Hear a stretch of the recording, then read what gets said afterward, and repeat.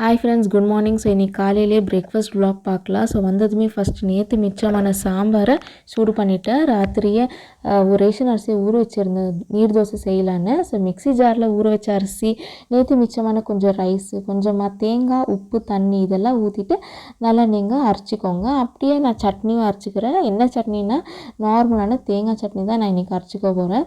So இந்த மாவை அரைச்சிட்டு பார்த்திங்கன்னா நல்லா தண்ணி ஊற்றிட்டு நல்லா தண்ணி கன்சிஸ்டன்சியில் அரைச்சிக்கணும் நீர் தோசைக்கு.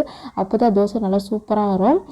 அப்படியே நான் சட்னியும் அரைச்சி எடுத்துக்கிட்டேன். சிம்பிளாக எண்ணெய், கடுகு, கருவேப்பிலை இதெல்லாம் போட்டு சிம்பிளாக சட்னியை தாளித்து ரெடி பண்ணிட்டேன். நீர் தோசைக்கு எப்போயுமே சட்னி தண்ணியாக இருந்தால் தான் நல்லாயிருக்கும். ஸோ நல்லா தண்ணி ஊற்றி தண்ணி சட்னியை ரெடி பண்ணிக்கோங்க.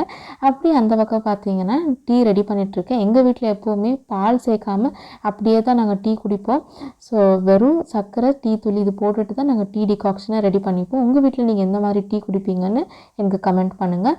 ஸோ அப்படியே சைட் பை சைட் பார்த்தீங்கன்னா இந்த பக்கம் நீர் தோசையும் ரெடி பண்ணிகிட்ருக்கேன். இது பார்த்தீங்கன்னா நம்ம எப்படி நார்மலாக ரவை தோசை ஊற்றுவோம், ஸோ அதே மாதிரி தான் நீர் தோசையும் ஊற்றிக்கணும். நல்லா வரும்.